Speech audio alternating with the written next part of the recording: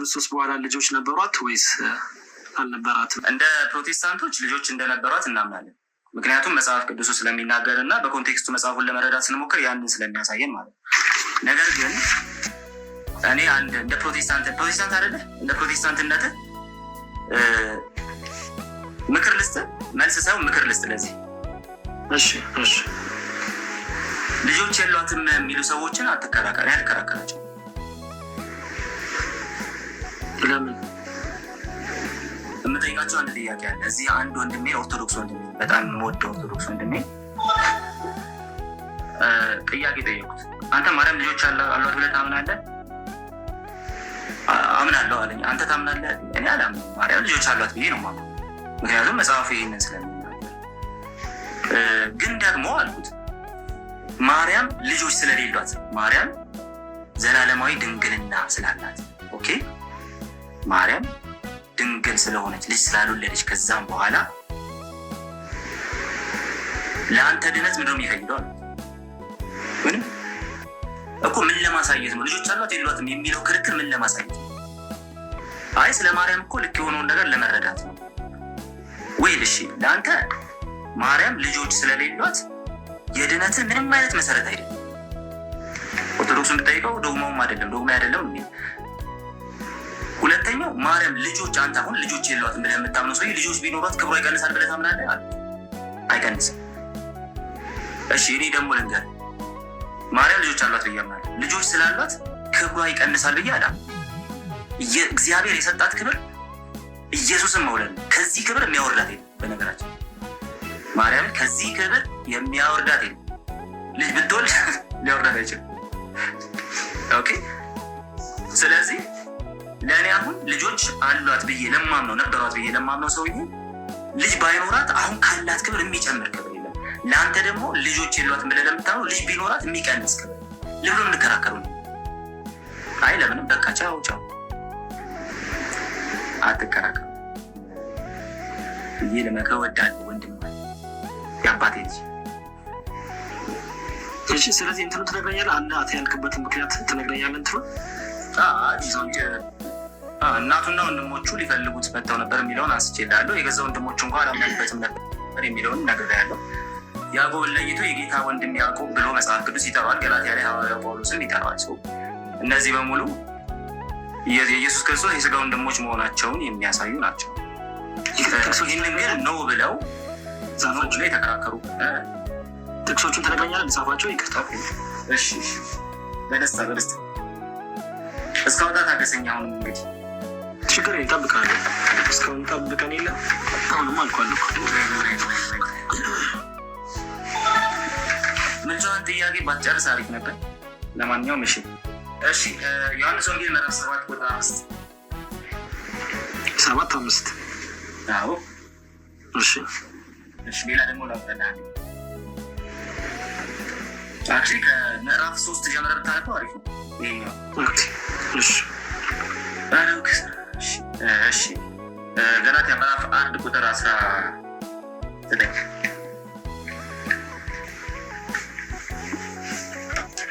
በቂ ነው ብዬ አስባለሁ። እሺ በቃ ሁለት ነው የምንገርከኛ ሁለት ችግር የለውም። ሌላ መጥቀስ እችላለሁ።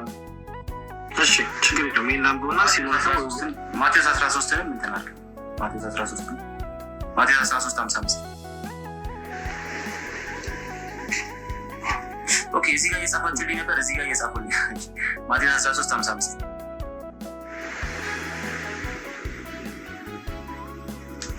ኦኬ ይበቃል። እሺ ቀጣይ ደግሞ ስለ አማላጅነት ነው የምናወራው። አማላጅነት ትርጉሙ ምንድን ነው? አማላጅነት ትርጉሙ ንገረኝና ከዛ እንቀጥላለን። ወይ ማማለድ በጣም ወደውን ቶፒክ ነው ያነሳው። ስለ ማማለድ ብዙ ነገር ማለት ይቻላል። ግን ማማለድ የሚለው ቃል በጣም ብዙ ትርጉም ይዟል። የመጀመሪያው ማማለድ የሚለው ቃል መለመን ማለት ነው ይችላል። ኦኬ መለመን ማለት ነው ይችላል። ለምሳሌ ሐዋርያው ጳውሎስ ስለ ነገስታት ሁሉ ምልጃ እንዲደረጉ አሳስባለሁ ሲል መለመን የሚለውን ሐሳብ ይዞ ይመጣል። እንደዚሁም ደግሞ ማማለድ የሚለው ቃል ምናልባት በግሪኩ በሴፕቱዋጂንቱ የብሉይ ኪዳን ጽሑፍ ማለት ነው አንደኛ መቃብያን ነው። የኢትዮጵያ ኦርቶዶክስ ተዋሕዶ ቤተክርስቲያን ላይ ያለው መቃብያን አለ። የኢትዮጵያ ኦርቶዶክስ ተዋሕዶ ቤተክርስቲያን ያለው መቃብያን ሌላ ነው። ግን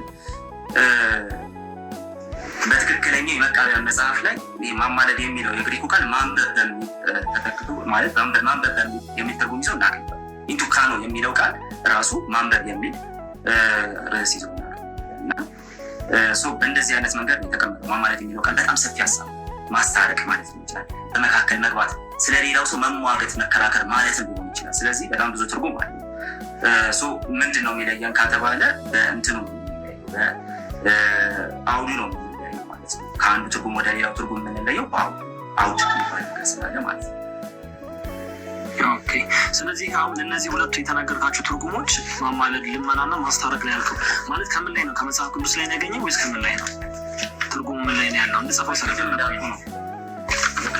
ከመጽሐፍ ቅዱስ ልጽፈው ከፈለክ ከመጽሐፍ ቅዱስ እስቲ አንድ ሀሳብ ላስቀምጥልህና ከዛ በኋላ ወደ ሌላውም ደግሞ ስትፈልግ እንሄዳለን እና እስቲ በዚህ መንገድ እናስቀምጥ። ሁልጊዜ ምዕራፍ 4 ላይ ማለት ነው ምዕራፍ 4 ላይ ማማለድ የሚለው የአማርኛውን ቃል ስለሆነ በዛ መንገድ ነው ትንናለ።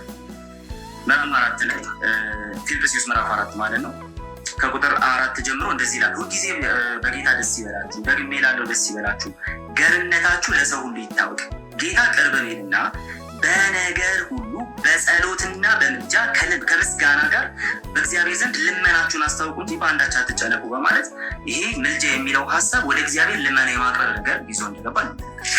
ኦኬ። ስለዚህ አሁን ይሄ የሚያሳየን ነገር ልመና። ሌላው ነገር ደግሞ እዚህ ጋር የምንመለከተው ለጢሞቴዎስ የተላከውን መልእክት ደግሞ መመልከት እንችላለን። አንደኛ ጢሞቴዎስ ምዕራፍ 2 ላይ እንግዲህ እግዚአብሔርን በመምሰልና በጭምትነት ሁሉ ጸጥና ዝግ ብለን እንድንኖር ልመናና ጸሎት፣ ምልጃም ምስጋናም ስለ ሰዎች ሁሉ ስለ ነገስታትና ስለ መኳንንትም ሁሉ እንዲደረጉ ከሁሉ በፊት እመክራለሁ ይላል። ኦኬ። አሁን ስለ መኳንንት ስለ ነገስታት ምን ይደረጓል? ምልጃ ይደረጓል። ስለዚህ ይሄ እግዚአብሔርን ስለ ሰዎች የመለመን ጉዳይ ሆኖ ነው። ስለዚህ ሐዋርያው ጳውሎስ ለክርስቲያኖች ለምኑ፣ ምልጃ አቅርቡ። ኦኬ። በምድር ላሉ ክርስቲያኖች ነው። እሺ፣ ወደ በኋላ ላይ ሌላ ነገር ስለምናነሳ ማለት ነው። በምድር ያሉ ክርስቲያኖች ናቸው። ለእነዚህ በምድር ላሉ ክርስቲያኖች የሚቀርብላቸው ነገር ይሄ በጸሎት በምልጃ ወደ እግዚአብሔር ቀረቡ። አንድ ስለ ራሳቸው ራሱ በአንዳች እንዳትጨነቁ አንዱ እሱ። ሁለተኛው ነገር ደግሞ ስለ ነገስታት ስለ መኳንንት ደግሞ ምልጃ እንዲቀርብ ደግሞ እመክራለሁ ማለት ይናል። ይሄ ስለ ምልጃ ስለ ልመና የተነገረ ነገር ነው። እንደዚሁም ደግሞ ዕብራውያን 7:25 እና ያው ይህንን ክፍል አይስተው ያስባል። ዕብራውያን 7:25 እና ሮሜ 8:34 ላይ ደግሞ ስለ ምልጃ የተነገረ ነገር አለ። ስለ ኢየሱስ ክርስቶስ የመካከለኝነት ስራ ሲነገር ስለ ምልጃ ተነግሯል። በእግዚአብሔር ቀኝ ያለው ስለኛም የሚማልደው ክርስቶስ ኢየሱስ ነው ይላል ሮሜ 8:34 ላይ። ሌላ ስፍራ ላይ ደግሞ ዕብራውያን 7:25 ላይ ስለ እነሱም ሊያማልድ ዘወትር በሕይወት ይኖራልና በሱ በኩል ወደ እግዚአብሔር የሚመጡትን ፈጽሞ ሊያድናቸው ይችላል ብሎ የክርስቶስ ቤዛዊነት ደግሞ የክርስቶስ ቤዛዊ ስራ የመካከለኝነት ስራው እንዴት ከእግዚአብሔር ጋር እንዳስታረቀ እናያለን። ይሄ ኢየሱስ ክርስቶስ ይለምናል አሁን ማለት አይደለም። ይሄ ኢየሱስ ክርስቶስ በእኛና በእግዚአብሔር መካከል ያለ አስታራቂያችን በመስቀል ስራው ከእግዚአብሔር ጋር ያገናኝ ያስታረቀን ጉዳይ ይመስላል። ስለዚህ ይሄ ስለምናምን አውደን ያልኩት ጳውሎስ። ስለዚህ መጽሐፉ ግን ስለምልጃ ብዙ ነው። ኦኬ። ስለዚህ ማማለድ ትርጉሙ ልመና አይደለም ማስታረቅ ነው ማለት ነው። ማማለድ የሚባለው አሁን ያለት ምንድነው ያልኩ ምንድነው? አንድ መለመን፣ ሁለተኛ ደግሞ ማስታረቅ፣ በሰዎች መካከል መግባት፣ ስለሌላው መሟገትም ሊሆን ይችላል። ስለዚህ በዛ ነው ለምሳሌ ይሄ ስለኛ የሚማለደው የሚለውን ሀሳብ ራሱ በዚህ በመካከለኝነቱ እንጂ በልመናው አታስቀምጠውም ብያለሁ። ብዙ ትርጉም ሰፊ ትርጉም ያለው ነገር ግን አውዱ ይወስናል። ስለ መጽሐፉን ስታነበው ስለ ምልጃ የሚናገረው ነገር አውዱ ምን ይላል የሚለውን ነገር ማየት የሚያስፈልገው ለዛ መለመን፣ መካከለኝነት፣ ማስታረቅ አንዳንድ ጊዜ እንዳልኩ አንደኛ መቃብያን ላይ ለምሳሌ ማንበብ ተብሎ ተፈቅዷል። ግን ይህን የሚወስነን አውዱ ምንድን ነው?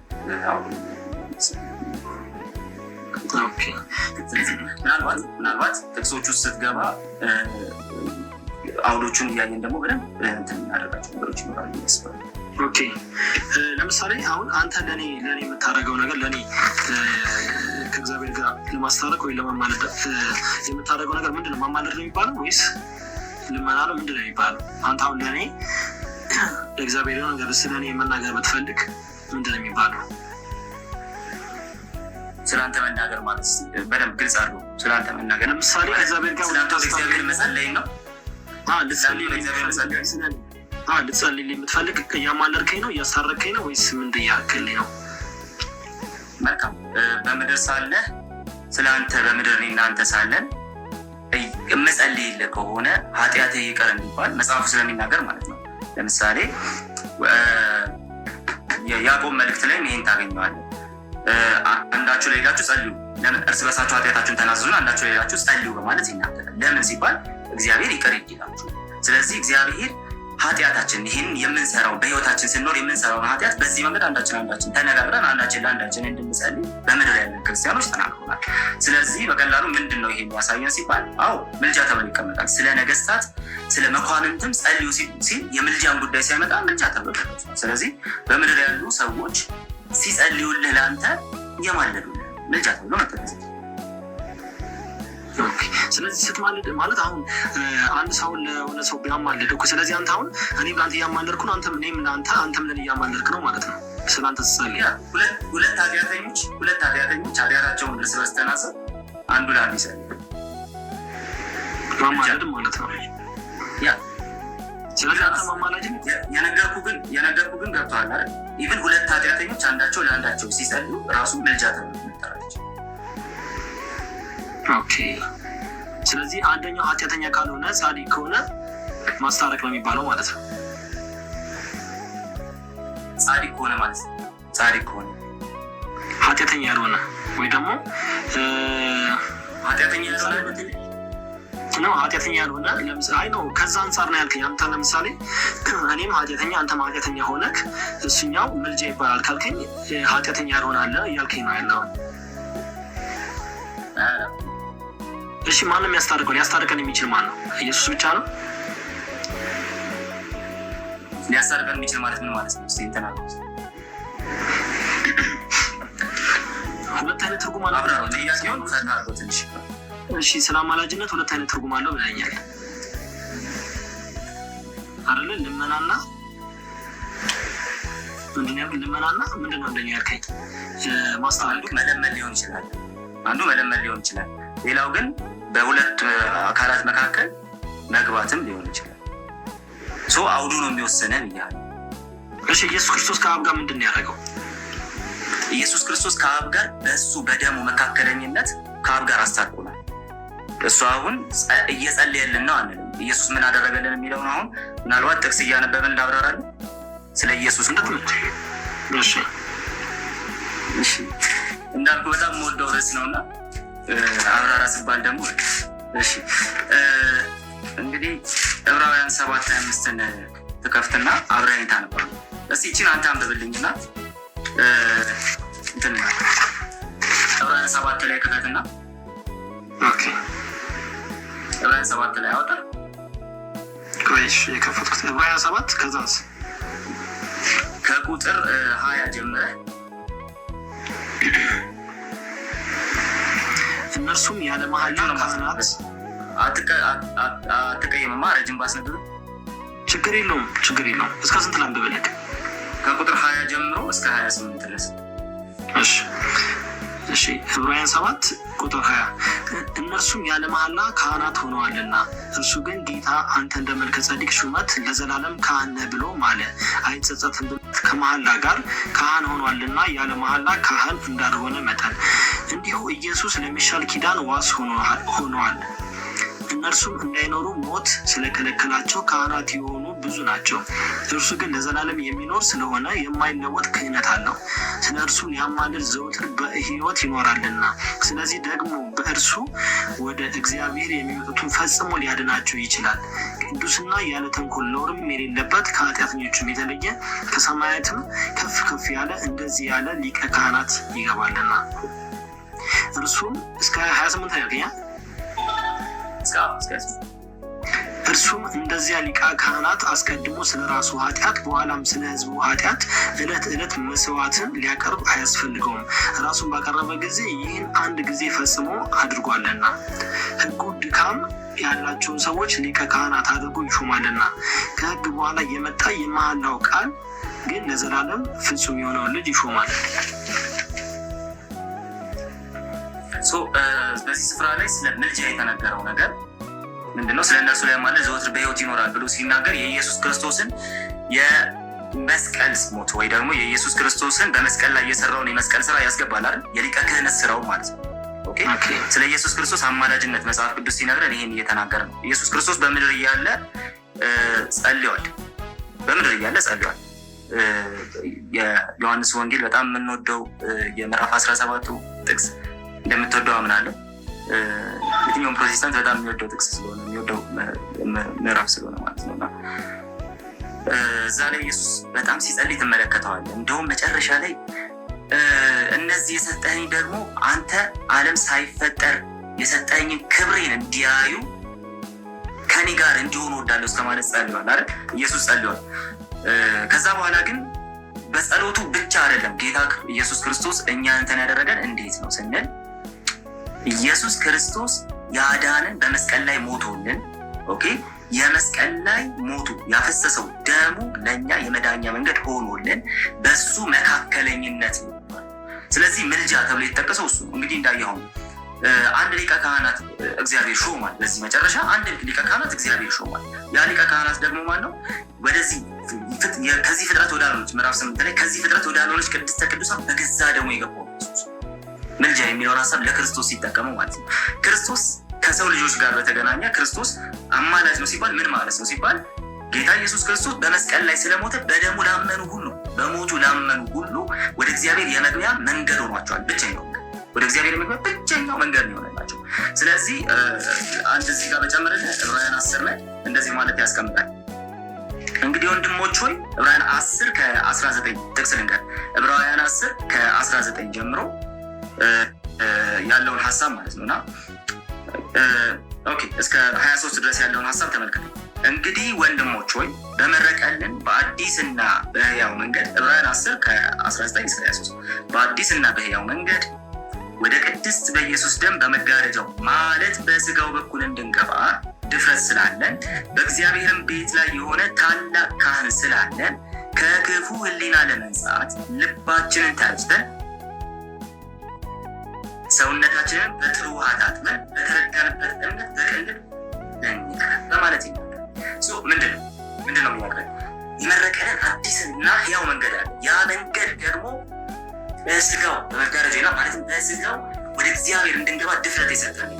ከዛ በፊት ደግሞ ወደ ጸጋው ዙፋን በእምነት እንቅረብ ብሎ ይናገራል። ምክንያቱም እንደኛ የሆነ ሰው የሆነ ሊቀ ካህን ያለ ሰው ሆኖ መጥቶ ነው ልክ እንደኛው ሰው ሆኖ መጥቶ ነው ወንድሞቹን በነገር ሁሉ እንዲመስል ተገብቶት ከዛ በኋላ ደግሞ የእኛን ኃጢአት አስወግዶ አሁን በአባቱ ቀኝ ነው። ኢየሱስ አሁን አይለምንም እግዚአብሔር፣ ነገር ግን ምን ያደርጋል?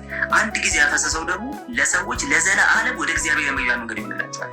አዲስና ሕያው መንገድ። ዋው! እስካሁን ድረስ የኢየሱስ ክርስቶስ የመስቀል ስራ አዲስና ሕያው መንገድ ላመኑ ሁሉ። ስለዚህ እንዳይኖሩ ሞት የከለከላቸው ብዙ አሉ። ሊቀ ካህናት እነሱ ሁሉ ሲሞቱ ሊቀ ክህነታቸው ያበቃል። እሱ ግን አለ የማይሞት ዘላለማዊ ስለሆነ የማይለወጥ ክህነት አለው። ዘላለማዊ ክህነት ነው ያለው። ስለዚህ ስለ እነሱ ሊያማልድ በሕይወት ይኖራል። ስለነማ በሱ በኩል የሚመጡትም ወደ እግዚአብሔር ሊያቀርቧቸው ይችላል ብሏል። ስለዚህ ሊያድናቸው ይችላል ብሏል። ምንድነው ፖይንቱ ስንል ስለ እነሱ ሊያማልድ ዘወትር በሕይወት ይኖራል። ስለዚህ ደግሞ ወደ እሱ ይጠጉ፣ በእምነት ወደ እሱ ይጠጉ። አዲሱ ጎዳና ተከፍቷል። በሱ በኩል ሁልጊዜም ቢሆን ወደ እግዚአብሔር መቅረብ መዳን ይችላል ማለት ነው። ለምን? በክርስቶስ የመስቀል ስራ በዚህ መካከለኝነት ስራ ሰዎች የዘላለም ሕይወት ማግኘት እንዲችሉ የእግዚአብሔር ኢተርናል ባላንስ ዘላለማዊ በትሉ። ስለዚህ ኢየሱስ ክርስቶስ ምን አለ? ስለ እነሱ ሊያማልድ በሕይወት ይኖራል።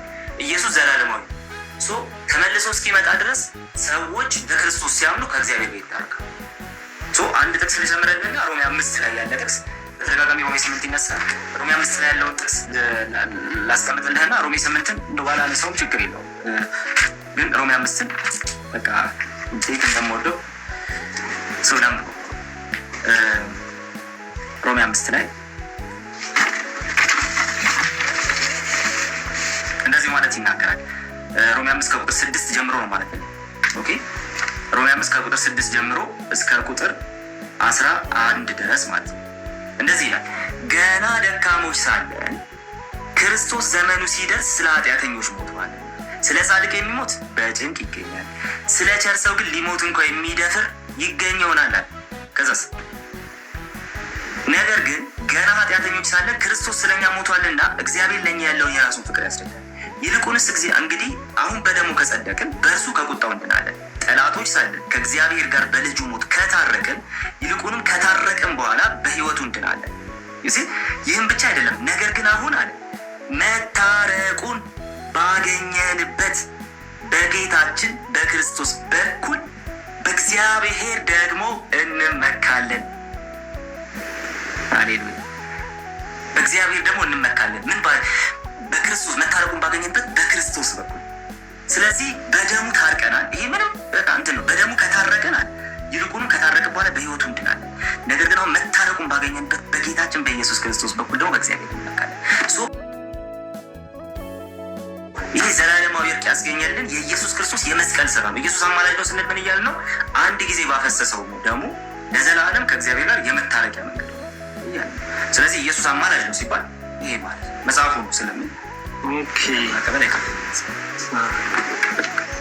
ሰው ኢየሱስ አማላጅ ነው ስንል አሁን በዚህ ሰዓት ያማልደናል ማለት ለምሳሌ ለኢየሱስ ነግረኑ እሱ ደግሞ ለእግዚአብሔር እንደሚነግርልን አይደለም በዚህ ሰዓት ያለው ማለት ነው። በዚህ ሰዓት አማላጅ የምንለው በጭራሽ።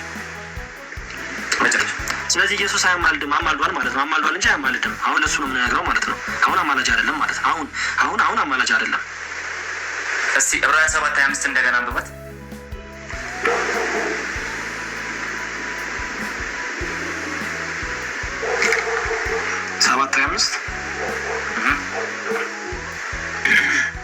ስለ እርሱን ያማልድ ዘወትር በሕይወት ይኖራልና፣ ስለዚህ ደግሞ በእርሱ ወደ እግዚአብሔር የሚመጡትን ፈጽሞ ሊያድናቸው ይችላል።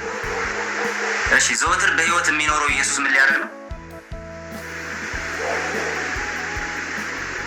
እንጃ ንገረኝ እስኪ። ጥቅሱ ምን ይላል? በጥቅሱ መሰረት ያማልድ። ስለዚህ አማላጅ አይደለም እንዴ ልትለው ትችላለህ። ዘወትር ራሱ በሕይወት የሚኖረው ስለ እነርሱ ሊያማልድ ነው እያለ ነው። በኖረበት ጊዜ ሁሉ ኢየሱስ ዘላለም አይደል የማይለወጥ ክህነት አለው የሚለን ለዛ ነው። ዛሬም አማላጅ ነው። አማላጅ የሚለው ሀሳብን ይለምናል ማለት አለ። ብዙ ትርጉም አለው። እንዳውዱ ይተረጉማል ያልኩ ለዛ። ስለዚህ ያማልዳል ግን ይለምናል።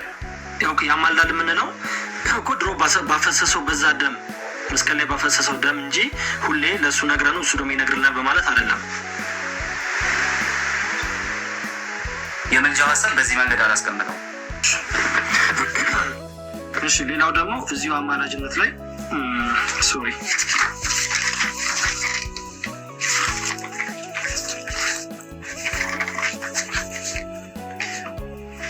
ሰዎች ያማልዳሉ እንዲህ ካለ ሰዎች ያማልዳሉ። ምን አይነት ሰዎች ናቸው ማለት? ሁሉም ሲያማልዳል ያመነ ሰው ሁሉ ማማለድ ይችላል? ማማለድ የሚለውን ያመነ ሰው ሁሉ የሚለው አንዱ ለአንዱ በመጸለይ ሴንስ ምን ማለት ነው? አንዱ ስለ አንዱ በመጸለይ ሴንስ ማለት ነው። እኔ ለአንተ አንተ እኔ ማለት ነው። ጉድ ያው ኦፍኮርስ በክርስቶስ የመስቀል ስራ ላይ የተመሰረተ ነው። በቤተ ክርስቲያን ያሉ ወይ ደግሞ ክርስቲያኖች የሆኑ የጌታ ልጆች በሙሉ አንዱ ለአንዱ ይጸልያሉ። ይሄ በዚህ ሴንስ አንዱ ለአንዱ ማማለድ ይችላል ማለት እንችላለን። በህይወት ያሉት በሙሉ ያለ። ስለዚህ የሚያማልዱት በህይወት ያሉ ሰዎች ብቻ ናቸው የሚያስታርቁት ወይስ የሞተ ሰው ያስታርቃል? ለምሳሌ በምድር ላይ አንተ ጻድቅ ነህ ከኔ ጻድቅ ነኝ አይደለ? ጻድቆች ነን አለ በክርስቶስ። ስለዚህ እኛ ብንሞት ከሞትን በኋላ ማስታረቅ ወይም ማማለድ እንችላለን። የማማለድ ስራችን ከሞትን በኋላ ከቀጠለማ ምን ሊቀ ካህናት ሆኖ እንጂ ከሞትን በኋላ እንደሚቀጥል የሚያሳይ ምንም ማለት እንትን የለም። ከሞትን በኋላ ከቀጠልንማ ያው ሊቀ ካህናት ልንሆን ኢየሱስ ልንሆን። እሺ ዮሐንስ ራዕይ 14:13 ነሽ አንብበል።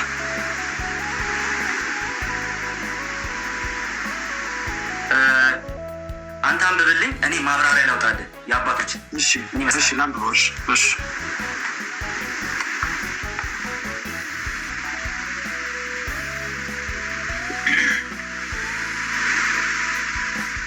እሺ ዮሐንስ ራዕይ 14 ቁጥር 13 ከእንግዲህ ወዲህ በጌታ የሚሞቱ ሙታን ብፁዓን ናቸው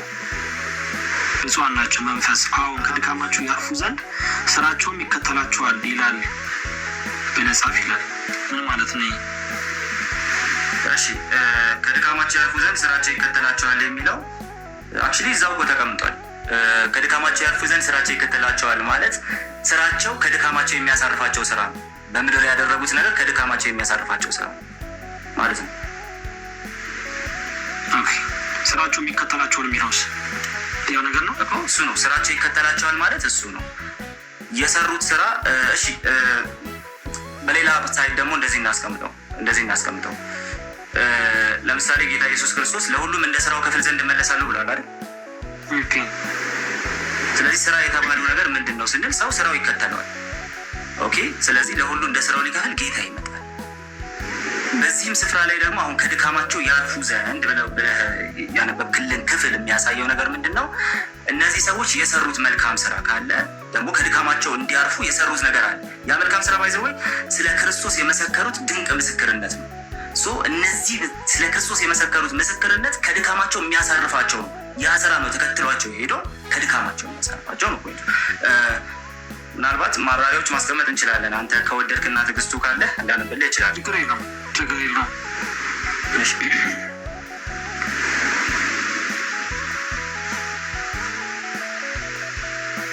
ኦኬ ላንብብልህ።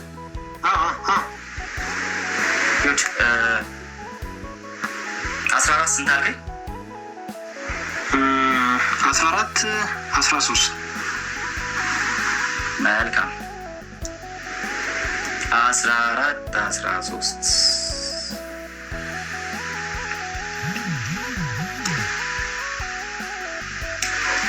ያወጣሁልህ ነው። እሺ ታገሰኝ። እሺ ችግር ይጠብቃል።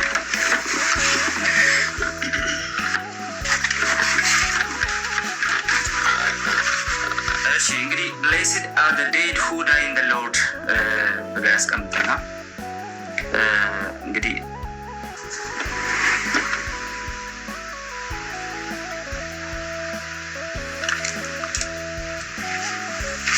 አንድ ላንብብልህ እዚህ ላይ የተባለውን ነገር ማለት ነው። ስራቸው ይከተላቸዋል ከድካማቸው ያርፉ ዘንድ የሚለውን ሀሳብ ማለት ነው። እና በዚህ መንገድ ያስቀምጡታል የቤተ ክርስቲያን አባቶች ማለት ነው። ኦኬ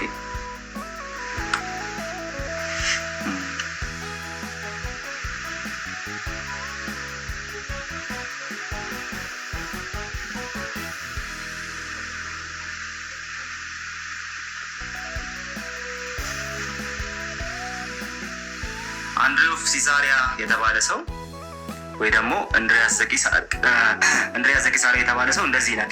The voice from heaven does not bless all the dead but only those who die in the Lord። ሁሉንም አይደለም። ይሄ ከሄቨን የመጣው ደግሞ ይሄ ከመንግስተ ሰማያት የመጣው ድምፅ ኦኬ ሁሉንም አይደለም የሚባረከው የሞቱትን ሁሉ አለ። ታዲያ በክርስቶስ ሆነ የሞቱትን ኦኬ በክርስቶስ ሆነ የሞቱትን ነው ይላል። who have died to the world and so care about the dying of Jesus in the body and suffer with Christ ኦኬ ስለዚህ አሁን ይሄኛውን ማየት እንችላለን ማለት ነው። እንትን ላደረጉት በክርስቶስ ለሞቱት ደግሞ ምን ሆኖ ለሞቱት ማለት ነው። ኦኬ ይሄ ዓለም የሚባለውን ነገር ትተው ክርስቶስ እንደተሰቃየ ልክ እንደዛ እንደ ክርስቶስ እንደተሰቃየው ልክ በዛው አይነት ስቃይ ደግሞ የሞቱትን የሚመለከት ነው የሚል ሀሳብ ያስቀምጣል። ከዛ for these persons the departure from the body is truly rest from their labor. You see for these persons the departure from the body is truly rest from their labor. እነዚህ በክርስቶስ የሆነው የሚሰቃዩ ሰዎች ሞታቸው ከዚህ ከድካማቸው ማረፊያቸው ነው። ሞታቸው ከድካማቸው ማረፊያቸው ነው ብሎ ያስቀምጣል።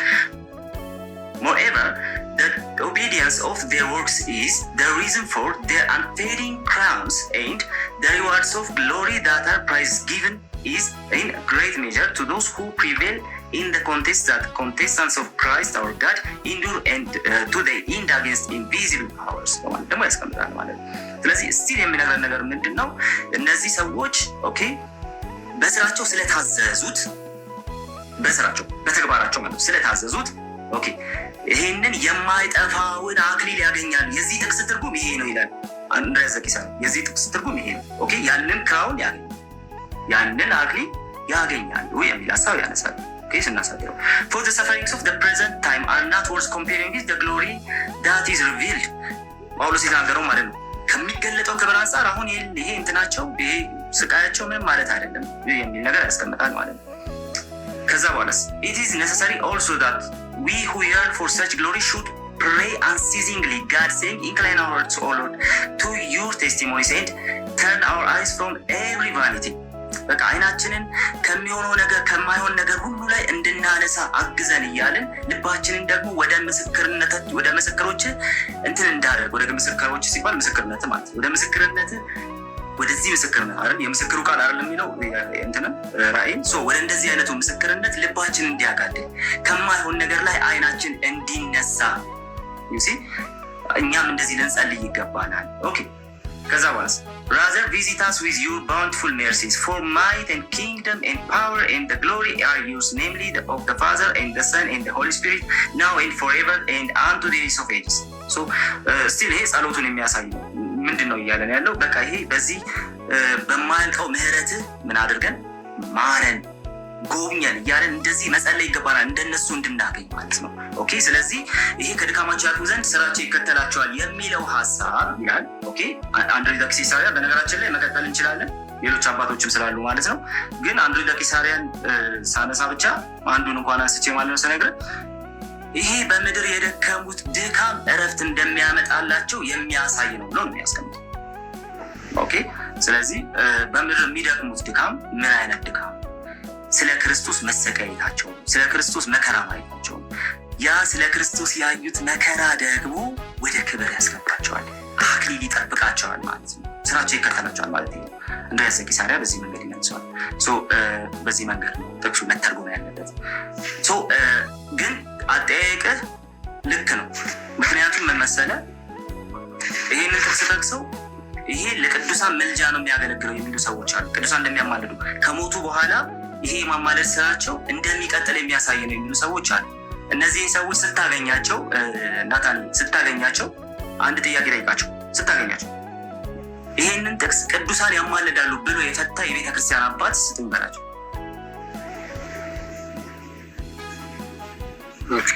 አይኖራቸውም። ልክ አሁን እንደሰጠው አይኖራቸውም።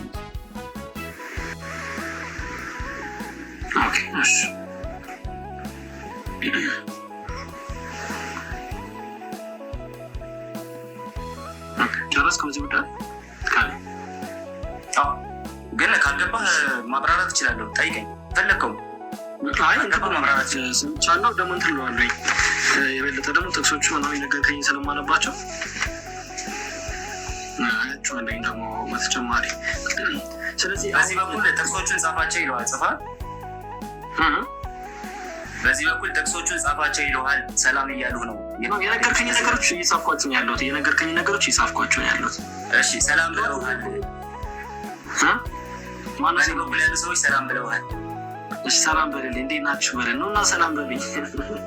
በአንተ በኩል ያሉ ሰዎች ሰላም አላሉኝ። ኧረ ሰላም በልኝ በላቸው። ኧረ ሰው ያነበብኩ አይደለም እስካሁን ድረስ እያነበብኩ አይደለም። ወይ እንደሚወዱ እየነገሩ ያሉት እንወዳለን ካሌ እንወዳለን እያሉ ነው። አቦ እኔም እወዳቸዋለሁ በላቸው። በጣም ነው የምወዳቸው። ያው ሁሉም እንወዳለን እያሉ ነው። ሁሉም እኔ ጋር ያሉት። እሺ ወደ ጌታ ኑ በላቸው። በጌታ ያልሆናችሁ ወደ ጌታ ኑ በላቸው በልልኝ። እሺ እሺ ሰዓትም በጣም እየመሸ ስለሆነ እየጨረስን እንሄዳለን። እንትን ማማለድ ወይ ደግሞ ምልጃ ላይ ሁሉም ሰው ለምሳሌ መላኮች ምንድነው? መላኮች አሁን ያማልዳሉ ወይስ ምንድነው የመላኮች ስራውን? ስለ ማማለድ ውስጥ አሉበት ወይስ ምንድነው? ወይስ ሲታዘዙ ከእግዚአብሔር ሲታዘዙ ስራ የተሰጣቸውን ስራ መስራት ነው ወይስ ምንድነው ስራቸው? ወይስ ማማለድ ውስጥ አሉበት መላኮች? መላኮች ማማለድ ውስጥ አሉበት ያማልዳሉ ወይስ ሌላ ነው ስራቸው? እንደ መጽሐፉ ከሆነ የመላእክት ስራ በግልጽ ተቀምጦልናል። እናንብበው። ያውጣልንና ሳነብ እንዳይደክመኝ እስቲ አንብበልኝ ብቻ እንደምንተ። እሺ ንገረኝ፣ ችግር የለውም። መልካም። እሺ ዕብራውያን ምዕራፍ 1 ላይ ከቁጥር 14 ቁጥር 14 ጀምረ ሳይሆን ቁጥር 14 ነው። እሺ ከቶ ለማን ብሎሃል?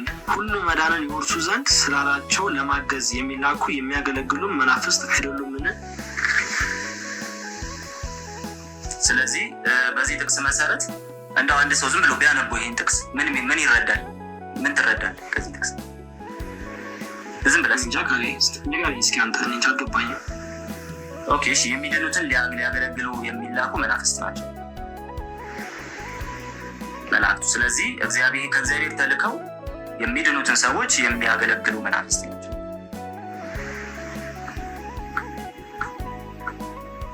ኦኬ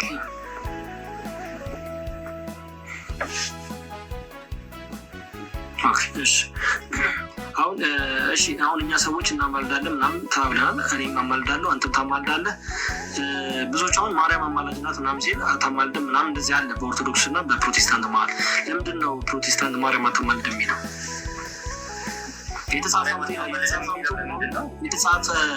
የተጻፈ አምጣ ምናምን የሚሉ አሉ። ያልተጻፈ ማርያም ታማልዳለች የሚል አልተጻፈ የሚል ነገር አለ። ስለዚህ ማርያምም ሰው ነች አይደል እንደኛ። ስለዚህ ማርያም እንዴት ነው ታማልዳለች? አታማልድ።